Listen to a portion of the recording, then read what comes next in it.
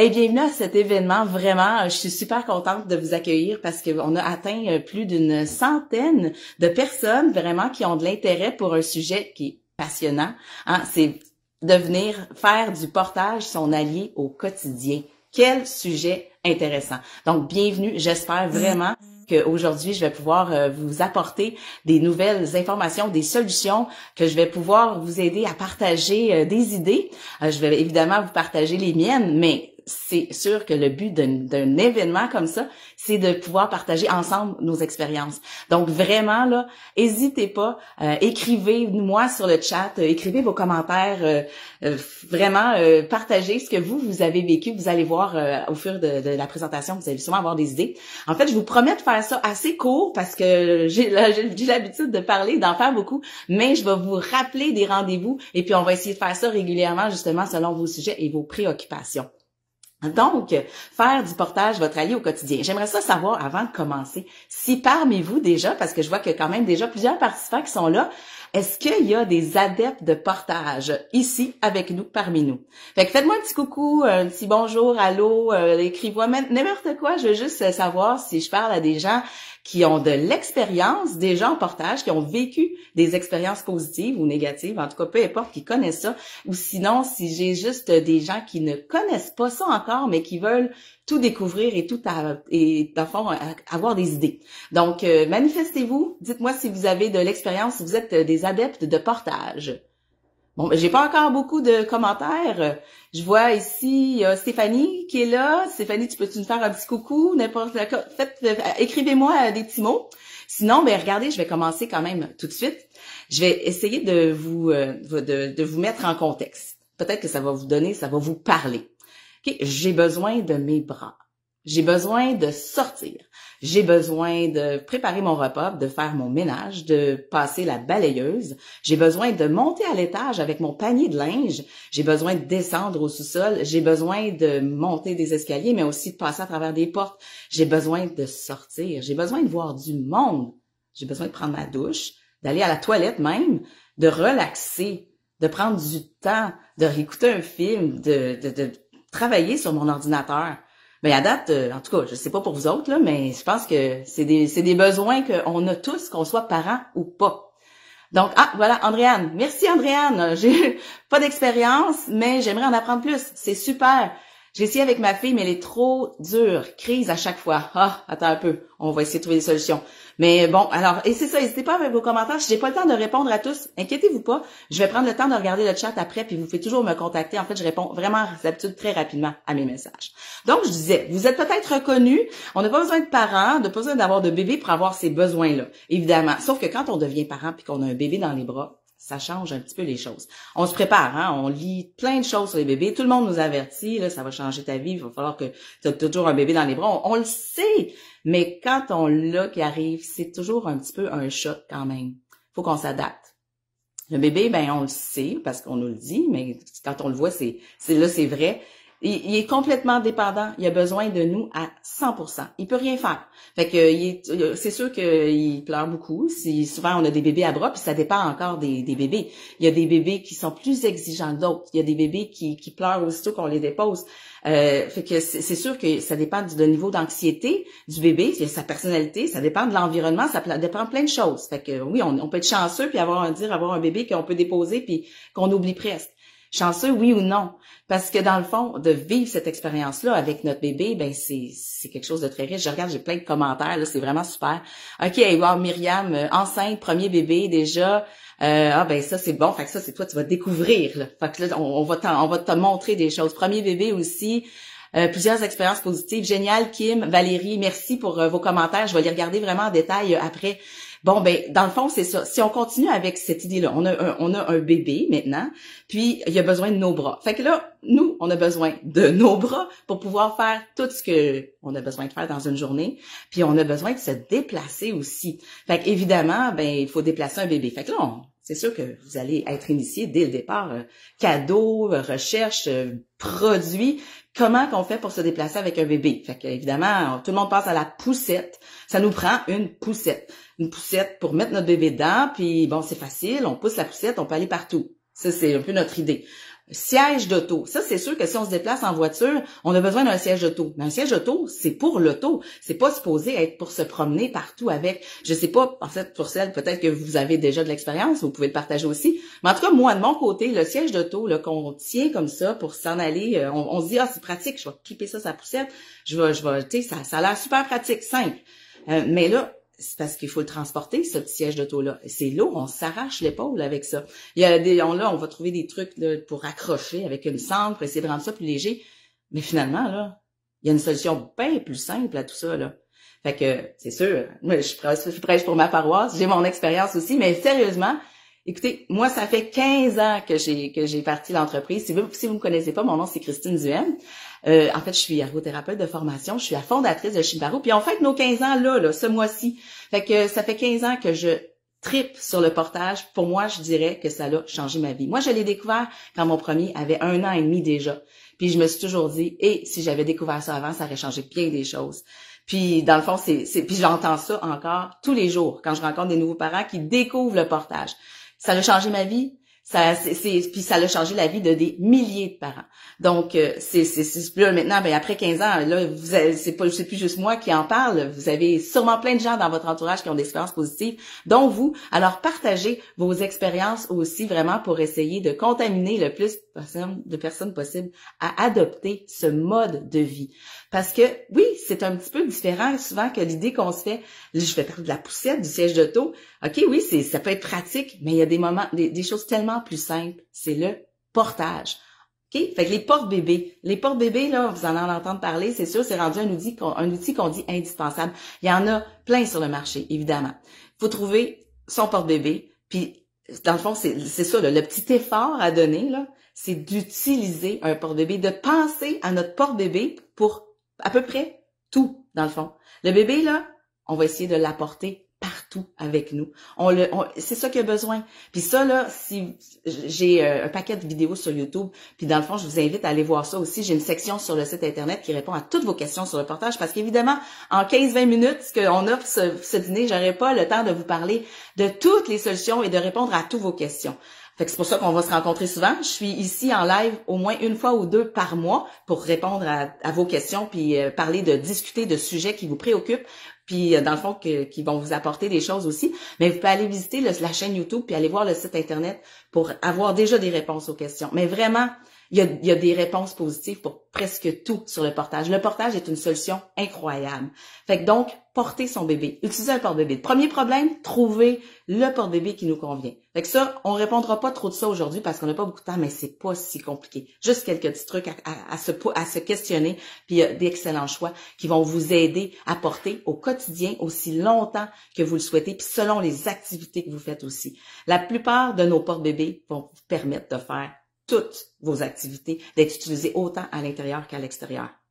Maintenant, il faut juste se donner la peine de l'utiliser, donc de le mettre dans votre mode de vie. Okay? Dans le fond, là, dès la naissance, vous pouvez commencer le portage en faisant du pot à pot, en le gardant collé contre vous. Le bébé, là, il a besoin de vous, il a besoin de votre corps, il a besoin de votre proximité. Donc, dès le départ, là, c'est ça qu'il a besoin. Fait que juste de le garder au chaud, collé contre vous, ça répond tellement. Puis, en plus de faire du bien à votre bébé, ben vous vous donnez des bras libres parce qu'en le mettant dans un porte-bébé qui va bien le convenir, dans le fond, qui va être confortable autant pour vous que pour le bébé, ben vous pouvez continuer à faire vos choses. Là.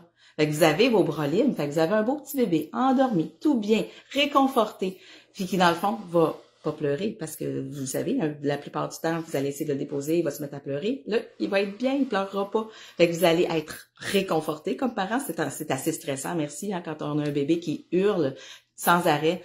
Je dis pas que il pleurera pas. Puis il y a tu sais, tu disais justement, toi, t'as de la misère, je vois plus dans le fil, là, il y a eu trop de questions, mais qui disaient que moi, je le mets dans mon porte-bébé puis il pleure. OK, ça peut arriver, mais je vous dirais que c'est rare et puis ça se règle. Faut être patient. Des fois ça prend, il y a un petit moment d'adaptation, mais ça règle les pleurs. Là, on a nos bras libres. On peut, hein, avec un porte-bébé, ben on peut continuer à faire notre ménage. On peut passer l'aspirateur. On peut préparer notre repas et on peut même aller à la toilette avec notre porte-bébé, c'est confortable, bébé est bien, puis on peut se libérer parce qu'on sait que c'est stressant, comme on a envie d'aller à la toilette, on a un bébé qui pleure, faut s'en occuper. C'est un petit stress là que je comprends très bien là, puis j'ai des commentaires comme ça là tous les jours là. J'ai même de la misère à aller prendre ma douche. Fait que vous aurez pas de misère. Adoptez le portage dans votre porte-de-vie. Il y a des porte-bébés même qui vont dans l'eau et dans la douche. Fait que c'est juste des fois de se donner cette petite peine-là. Puis, tu sais, peut-être vous dites, moi, j'ai pas envie d'avoir mon bébé collé tout le temps sur moi. Je trouve ça, tu sais, c'est fatigant. Mais je vous dis, oui, des fois, ça peut sembler un effort, mais ça va être tellement payant au bout du compte parce que sérieusement, vous allez avoir moins de pleurs, ça c'est prouvé, vous allez voir ça dans tous nos écrits, puis les écrits qu'on trouve, un bébé qui a été comblé de cette anxiété-là, de ce stress-là, puis que vous allez réconforter, donc vous avez pris de votre temps, oui, vous avez donné un peu d'effort pour toujours l'avoir contre vous, collé, c'est quand même un peu plus contraignant que d'être toute seule, c'est sûr, je l'avoue, d'avoir le bébé collé, mais vous êtes parent. Vous avez quand même cette responsabilité-là, puis c'est un moindre mal parce que vous allez être récompensé des mois plus tard, justement parce que vous allez avoir un bébé qui est rassuré, qui est moins anxieux, qui a plus confiance en la vie, puis vous autres aussi, vous allez avoir plus confiance en vous parce que vous avez, en ayant donné ça à votre bébé, il vous le redonne. C'est une satisfaction. Vous allez vraiment vous sentir des super parents parce que vous allez être capable d'accomplir vos choses, donc de vous réaliser, de faire vos activités, d'être heureux au bout du compte, au bout de votre journée, puis votre bébé va être bien. Puis tout ça, en plus de développer ce lien-là avec votre bébé. Donc c'est vraiment, je vous le dis, super payant, le portage pour ça.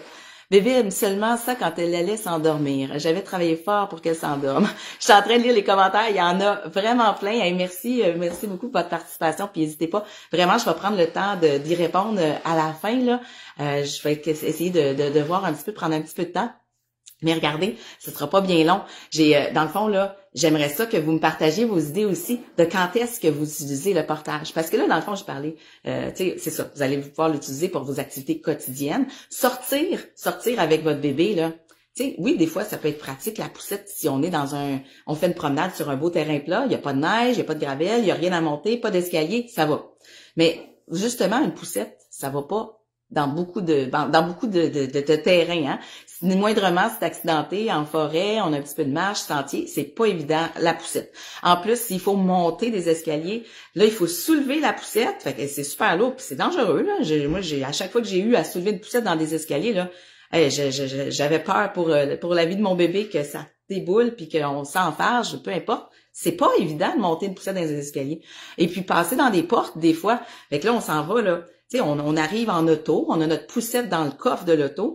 Là, on sort la poussette. C'est des fois pas si évident que ça à assembler, là. Les poussettes, il y en a toutes les qualités, tous les prix, hein. On peut en trouver au-dessus de 1000 $ des poussettes maintenant. Fait que ils sont super high-tech, ça va super bien, c'est gros, ça peut transporter tout. On essaie de penser à tous les petits gadgets qu'on peut accrocher. Puis là, on sort ça de l'auto, il faut rentrer dans le centre commercial, ouvrir les portes, OK, ils sont automatiques, mais c'est pas toujours le cas. Il y a bien des endroits où ça sera pas évident. OK, des fois, il y a des gentilles personnes qui vont nous ouvrir la porte. Merci, c'est super, mais c'est pas si évident que ça. Et imaginez, vous avez, là, vous sortez de l'auto, vous avez juste à mettre votre porte-bébé, clic, on prend le bébé, on le met dans le porte-bébé, OK. Il faut juste y penser, des fois, là, des fois, on n'y pense juste pas. Mais si on met ça dans notre mode de vie, puis on y pense, là, c'est super pratique, là. Hey, j'ai un exemple ici, à l'épicerie, camping, magasinage, justement, quand il y a des étages à monter, fait que le portage m'a sauvé la vie. Ah, ça, j'aime ça comme commentaire, je l'entends tellement souvent, mais c'est un baume pour le cœur parce que sérieusement, là, ça simplifie, là. Fait que là, on sort de l'auto, on met notre porte-bébé, on met notre bébé dans le porte-bébé. Voilà. C'est tout. Pas de poussette à sortir de l'auto. OK, peut-être, ça peut être pratique pour transporter les sacs. Parce que là, le bébé, il est bien, en plus. Parce que là, on le met dans la poussette, des fois, il va se mettre à hurler. Fait que là, on va être pris avec un bébé qui pleure, qu'il faut prendre dans nos bras. Puis on va avoir une poussette à traîner à un bras parce qu'on tient notre bébé avec l'autre bras. Fait que ça, c'est une situation qu'on voit assez souvent. Fait que peut-être que vous vous sentez, ça vous est peut-être déjà arrivé ça. Ou là, si vous êtes enceinte, là, pensez-y, là, quand vous vivrez cette situation-là, vous penserez à moi. Ça arrive assez souvent. Fait que, on oublie la poussette. Même, je vous dirais, là, moi, la poussette, là, j'en avais pour mon premier. J'avais acheté tout ça. La même chose que tous les parents. Ça nous prend la poussette, le siège d'auto, la poussette parapluie, la grosse poussette, la poussette qui clip, tout le kit.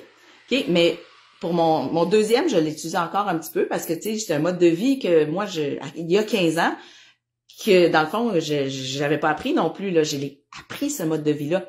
Parce que j'ai 4 enfants, je pense que je vous l'ai dit, là. Rendu à ma 3e, là, j'avais-tu une poussette, là? Je pense que je n'avais plus. En fait, je la sortais plus parce que j'y pensais plus, parce que c'était vraiment plus quelque chose que je trouvais pratique et utile. Fait que dans le fond, là, la poussette, j'en avais une, le traîneau là pour vélo que j'utilisais. Puis c'était, en fait, quand je l'utilisais, c'était parce que j'allais faire mon épicerie pour traîner tous mes sacs, puis toutes mes affaires, puis mon magasinage. Mais le bébé, lui, était toujours dans le porte-bébé, tout le temps. Fait que c'est comme un automatique que c'est devenu justement mon mode de vie, la façon de faire. Le bébé, il est dans le porte-bébé, puis toutes les autres choses, c'est pour transporter, puis pour faire mes choses, mais j'ai les bras libres, je peux aller partout, puis je peux faire toutes mes activités. Est-ce que c'est mieux d'acheter un porte-bébé après l'accouchement ou avant? Bonne question. Ça, regarde, je vais t'y répondre après, là.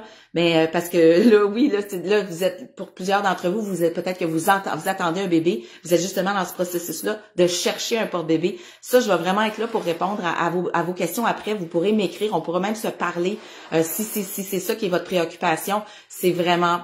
En fait, c'est bien parce que vous êtes convaincus du portage, tant mieux. Mais ça, c'est vraiment pas si compliqué. Vous allez voir, on va trouver ça avant ou après. Ça dépend vraiment de chacun. Moi, je vous dirais que dans la plupart des cas, on est quand même capable de l'acheter avant d'accoucher. Puis, dans le fond, c'est tellement merveilleux de l'avoir dès les premiers instants pour justement faire le pot à pot dès le départ. Puis dans la plupart des cas, avec tous les porte-bébés qu'on propose, vous pouvez faire du pot à pot, vous pouvez l'utiliser avec un nouveau-né déjà aussi. Donc, il n'y a pas vraiment de problème avec ça. Mais bon, regarde, on pourra en parler, Andréane, après, si tu veux. Donc, je disais quelques exemples, magasinage pour prendre le porte-bébé directement. Même aller prendre une marche, ça dépend où vous marchez. Mais tu sais, si vous voulez commencer à faire un petit peu de randonnée en montagne, c'est sûr qu'il faut toujours faire attention de pas se mettre à risque de chuter. Là. Fait qu'on va pas faire des activités sportives qui sont trop à risque de nous chuter, mais il y a plein de choses quand même qu'on peut faire si vous êtes habile, vous êtes habitué, puis qu'il n'y a pas trop de risque de chute, vous n'êtes pas à haute vitesse, il n'y a pas de risque pour le bébé trop fait que tu sais, vous pouvez, c'est sûr que là c'est le printemps là qui arrive, donc les belles randonnées là, il y en a plein que vous pouvez faire avec le bébé, puis ça va vous faire du bien de sortir prendre de l'air. Fait que là vous pouvez faire ça avec des amis, vous savez, c'est plus facile de sortir, de socialiser quand on est moins contraint, parce que c'est sûr qu'on a peur souvent là quand on a un nouveau bébé d'aller avec nos amis. On se disait là, tu sais, ils vont toujours attendre après nous, ils vont nous trouver comme super fatigants là, avec nos soins de bébé, puis là faut que j'arrête d'allaiter, puis là tu sais, mais regardez, même pour allaiter, le porte-bébé permet d'allaiter les bras libres, vraiment, fait que vous pouvez même, vous n'êtes même pas obligé d'arrêter. Vos amis vous en rendront même pas compte là. À un moment donné là, on devient tellement bon avec notre porte-bébé, ça devient tellement un mode de vie d'allaiter aussi ou de sortir, vous pouvez sortir le biberon puis le donner pendant que vous marchez ou vous faites d'autres choses. Ouais, on devient comme des super parents, comme je disais, mais c'est vraiment une habitude de vie, puis ça devient automatique. Fait que Jessie, comment tu fais faire pour faire la nourriture avec bébé en porte-bébé? La mienne déplace sa tête, elle regarde, elle est curieuse, et ça m'empêche de voir que je coupe des légumes. Ça, c'est quand même, c'est sûr que oui, c'est pas évident. Des fois, quand on a, tu sais, le portage, là, il y a plusieurs positions, hein. Fait que ça, on pourrait en parler aussi. On peut porter devant, on peut porter sur l'ange, puis on peut porter sur le dos. Et ça, c'est super pratique. Fait que quand vous allez commencer à avoir un bébé qui se tient bien, là, qui tient bien sa tête, qui commence à être super curieux, justement, puis qui veut tout attraper. Ça, c'est un bébé, d'habitude, quand il veut tout attraper, là, ben, autour de 3-4 mois. De 4 mois, là, ça commence, là, à 3 mois, il commence à être capable d'attraper. Avant ça, on est tranquille. On peut porter en avant sur le ventre, puis faire pas mal toutes nos choses en portage ventral, puis c'est pas si pire. Mais c'est plus encombrant à porter en avant. Fait qu'on peut moins bouger quand même. Fait que le plus vite on est capable de les porter sur la hanche ou sur le dos, mieux c'est. Sur la hanche, s'ils tiennent bien sa tête, on peut commencer, c'est ça, autour de 4 mois. Déjà, on a un petit peu moins les mains proches de tout ce qu'on fait. Parce que c'est vrai que quand on commence à couper des choses, on a toujours peur de ces petites mains-là qui veulent attraper tout. Mais on veut pas couper leurs jolis petits doigts. Donc, on va préférer sur le dos encore, parce que là, ils sont loin, les petits doigts, et puis ils peuvent voir quand même. Fait que c'est pas si pire. Ça se fait quand même assez bien. Fait que le portage face au monde, OK, il y en a, on pense souvent c'est la solution. Mais oui, c'est que les petites mains sont encore plus proches. Fait que c'est pas toujours évident. Fait que dès qu'on est capable de porter sur la hanche ou sur le dos, c'est beaucoup mieux pour nous libérer les bras puis être vraiment plus, c'est ça, avoir plus de mobilité là dans nos doigts sans qu'on soit trop dérangé avec les autres petits doigts. Ça peut être le fun. C'est sûr, il y a des choses qu'on veut qui touchent, qui partagent, puis c'est des belles expériences aussi là. On peut leur faire toucher des objets, leur faire sentir. Fait que tu sais, dans tous les bienfaits du portage, c'est ça, c'est de les exposer à ça, là. C'est toutes les sensations de toucher, l'odorat, on leur fait sentir des trucs, on leur parle dans les oreilles juste à côté, on se voit tout près, même s'ils sont sur le dos, on se parle, on est tout près. Fait que c'est dans tous les bienfaits du portage, de justement le lien qui se développe grâce à ça, mais tout le développement des sens qu'on leur permet là, en leur faisant partager comme ça cette proximité-là de notre vie. Fait que et je regarde le temps. Mon Dieu, que je parle toujours trop. Je suis déjà rendue à 20 minutes, là. Puis je m'étais dit que j'essaierais de pas trop dépasser ça. Mais je vous donne juste rapidement quelques exemples. Écrivez-moi les vôtres. Puis justement, je vais essayer de prendre un petit peu de temps, là, pour répondre, là, à vos questions, puis de parler de votre expérience aussi. Fait que, tu sais, dans le fond, je parlais de randonnée, mais il y a des activités aussi qu'on peut faire. Je sais pas si vous avez vu dans votre région, en fait, regardez une petite recherche rapide, mais c'est de plus en plus populaire, là.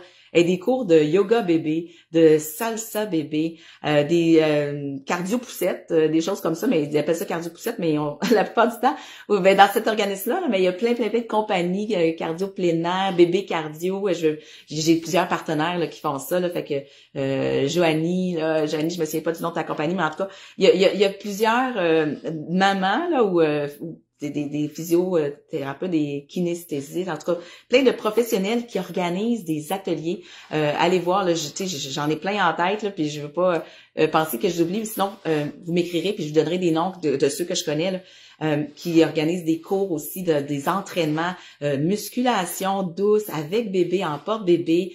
C'est riche d'activités que vous pouvez faire comme ça, puis c'est super le fun parce que ben ça nous permet de bouger. Évidemment, on en a besoin. Puis des fois, ben maintenant que les cours reprennent en réel, parce que ça se fait en virtuel, là, il y en a plein qui le font en virtuel avec les réalités qu'on a eues dernièrement, c'était comme nécessaire.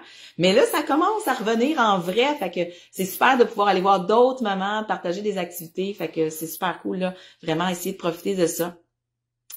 Peux-tu faire une démonstration d'allaitement avec le porte-bébé? Oui, mais peut-être pas maintenant. C'est Jade qui me demande ça, puis j'ai plein de vidéos là-dessus sur la chaîne YouTube que vous pouvez aller voir en écharpe, mais aussi avec toutes les porte-bébés structurés. Ça se fait super bien. Puis ça, ben regarde, je vais garder ça, Jade, pour allaitement dans un porte-bébé. Si vous voulez, on mettra ça comme sujet d'un prochain événement. Je vais noter ça là parce que ça peut être un petit peu long puis je vais pas vous retenir trop longtemps avec ça là. Oui, c'est bon Jade, ben regarde vraiment si tu trouves pas parce que Jade m'a dit qu'elle va aller voir. Fait que si tu trouves pas, ben écris-moi puis regarde, on pourra se faire aussi un petit vidéo si tu as un porte-bébé en particulier puis tu as vraiment une technique que tu veux faire toi, mais je pourrais faire une présentation sur toutes les porte-bébés et la façon d'allaiter parce que il y a dans le fond plusieurs positions d'allaitement et on peut faire plusieurs positionnements de positions selon le porte-bébé qu'on a aussi. Fait que là, écrivez vos questions. Je sais pas, je suis pas capable de reculer pour les premières qui ont posé des questions. Fait que si vous avez des expériences à nous partager, qu'est-ce que vous faites vous autres avec votre porte-bébé là? Pour celles là, des adeptes là, j'ai eu quelques adeptes qui se sont manifestés, mais je pense que j'ai surtout des nouvelles mamans ou futures mamans parmi nous. Fait que, mais sinon, si vous avez fait, qu'est-ce que vous faites comme activité avec votre bébé, avec votre porte-bébé? Fait que là, j'ai parlé de yoga, de randonnée, de ménage, de tâches quotidiennes. Exemple, peut-être juste porte-bébé à table, entre amis. OK, on est en train de manger à table. Tout le monde a sûrement cette expérience-là. Là, on a bébé, évidemment, qui veut qu'on s'occupe de lui puis qu'on l'a dans nos bras. On n'arrive même pas à couper nos affaires. On demande à notre chum, notre ami, pourrais-tu me couper ma viande, s'il te plaît? J'y arrive pas, j'ai juste un bras. Fait que, oui, c'est super d'avoir de l'aide des autres. On peut faire ça. Mais sauf que si on peut mettre aussi notre bébé dans le porte-bébé. Puis, en ce moment-là, ben c'est sûr que si c'est un bébé qui est en bas de 3 mois, qui dort, ça va bien, ou il va s'endormir. Mais s'il est éveillé puis il est très actif, vous pouvez le placer face vers le monde aussi, aussitôt qu'il tient bien sa tête. En fait, quand il est tout petit, à partir de 4 mois, vous pouvez garder ses bras, ses jambes à l'intérieur, le positionner comme un petit peu en petite boule pour que son dos soit bien arrondi puis que sa tête soit à côté contre votre dos. Puis quand il tient bien sa tête, ben là, à partir de 6 mois, ben vous pouvez juste comme l'attacher dans son porte-bébé face au monde, comme ça. Il est face à tout le monde puis il voit aussi puis vous avez vos bras. Fait un petit truc de l'utiliser comme ça. Et j'ai plusieurs questions.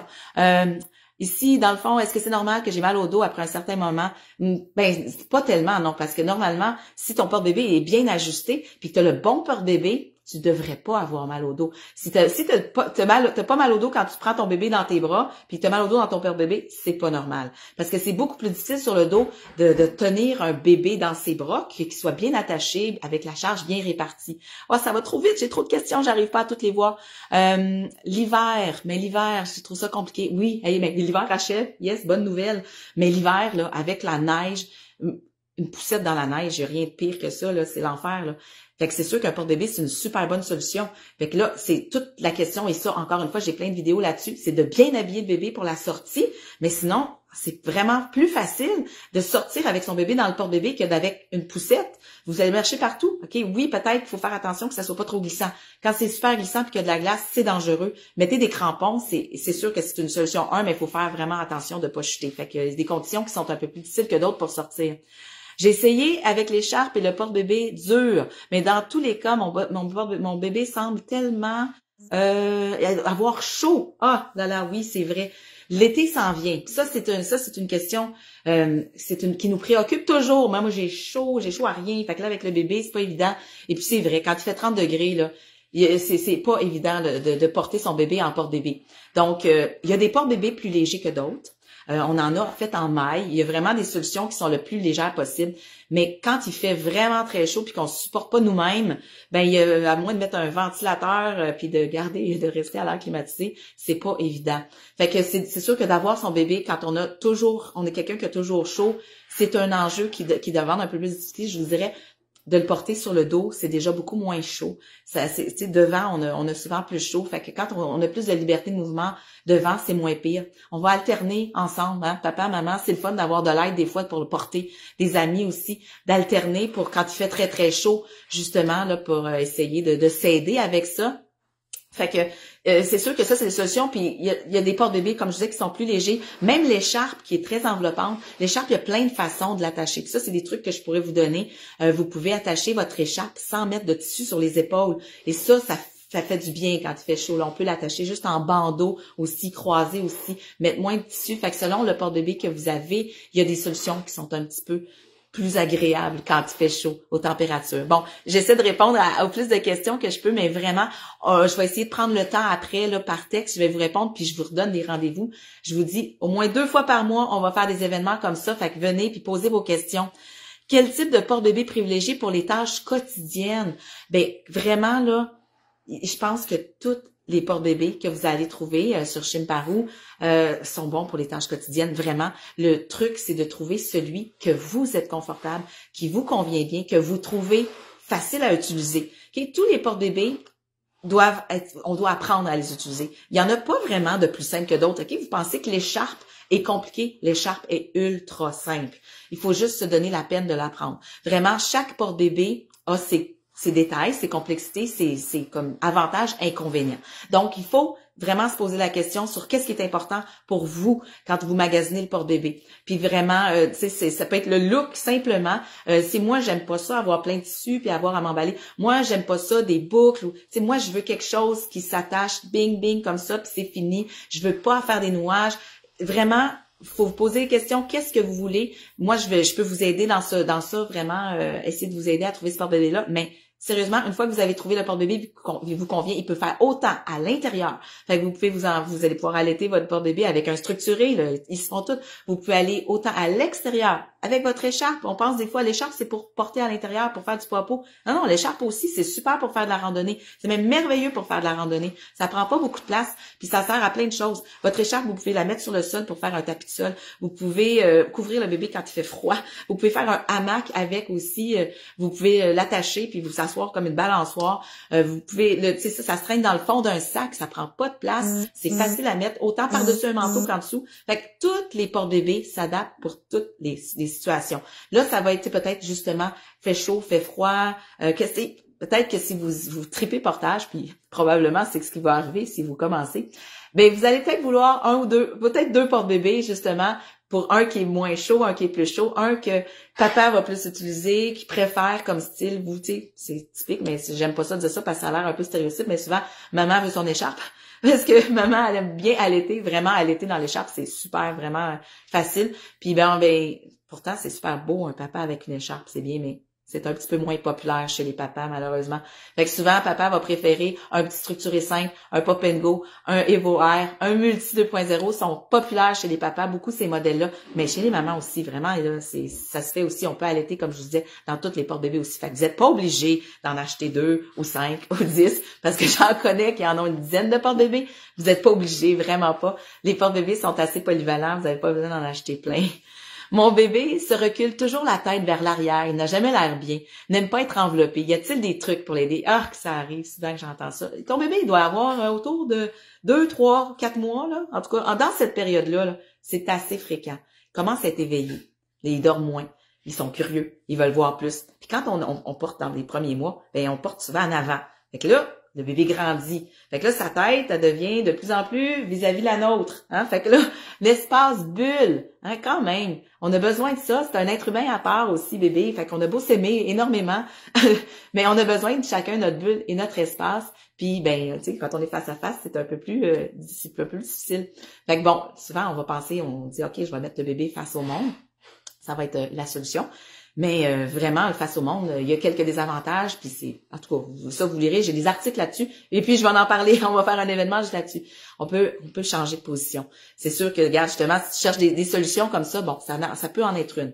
Mais sur la hanche et sur le dos, ça va devenir un must. Vraiment, c'est sûr que là, bébé, sur la hanche, ben on a déjà, nous, un petit peu plus de liberté de mouvement. Bébé aussi a plus de champ de vision. On est moins face à face, donc c'est un petit peu plus intuitif, instinctif. Et c'est de la façon qu'on porte partout dans le monde à les jeunes bébés, souvent sur la hanche ou sur le dos. Hein. Sur le ventre, c'est vraiment très occidental. Nous, on aime ça voir, puis ça nous réconforte. Il y a plein d'avantages, mais c'est pas mal plus contraignant. Puis justement, bébé finit par se fatiguer un petit peu d'être dans cette position-là, puis de marcher à reculons aussi. Imaginez, vous marchez là, ben lui, il recule pendant que vous autres vous marchez par en avant.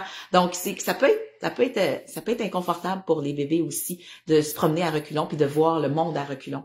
Fait que le face au monde peut dépanner un petit peu, mais il y a plein de désavantages. Je veux pas trop prendre de temps là-dessus parce que je vois le temps qui file. Fait que ça, on s'en reparlera. Fait que le plus tôt que tu es capable d'aller sur la hanche quand il commence à tenir sa tête, sur le dos quand il commence à se tenir assis ou même avant si tu es à l'aise, vous allez entendre sur le dos que d'habitude faut pas commencer avant 6 mois. C'est vraiment la norme maintenant, pas mal à travers le monde pour sécurité, pour les hanches, pour vraiment le cadre. Mais tu sais, partout dans le monde, ils commencent à porter bien avant ça. Fait que écoutez-vous aussi là-dedans, suivez les précautions. Qu'est-ce qui est important de savoir pour commencer à changer de position sur le dos, par exemple, pour être à l'aise. Mais tu sais, ça peut être vraiment la solution. Fait que je sais pas, c'est Evelyne, en tout cas, tu me diras si ça répond à ta question un petit peu. Puis si tu veux qu'on en parle plus, si tu as d'autres préoccupations, ben tu peux m'écrire vraiment, gêne-toi pas.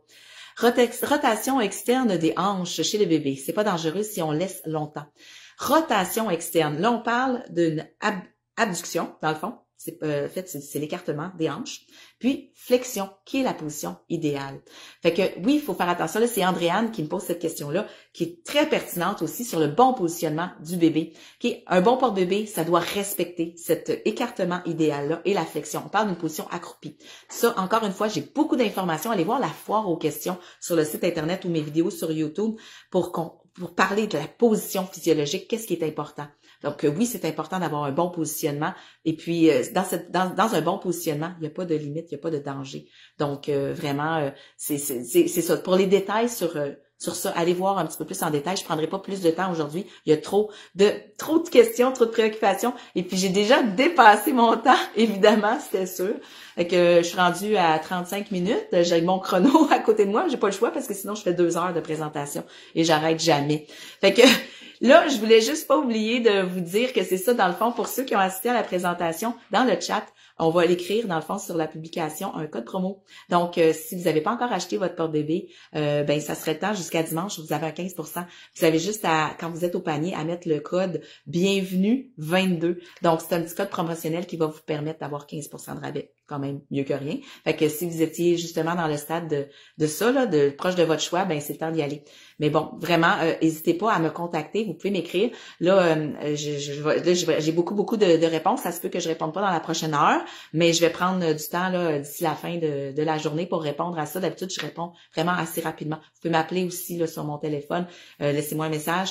Mais le chat ou le email, c'est vraiment ça qui est le mieux parce que ben je peux répondre directement. Puis sinon, on se prend un rendez-vous Donc voilà, fait que je vais clore la présentation aujourd'hui avec ça. Merci pour les beaux conseils. Merci Evelyne, merci pour ça. Merci à tous ceux qui ont assisté, puis vraiment n'hésitez pas à me contacter. J'espère que vous avez apprécié, que vous avez trouvé quelques idées, que ça va vous convaincre de faire du portage votre allié au quotidien. Il y a encore plein de choses que je peux vous dire pour vous convaincre de faire ce petit effort-là, de mettre votre bébé dans un porte-bébé et de l'amener partout avec vous.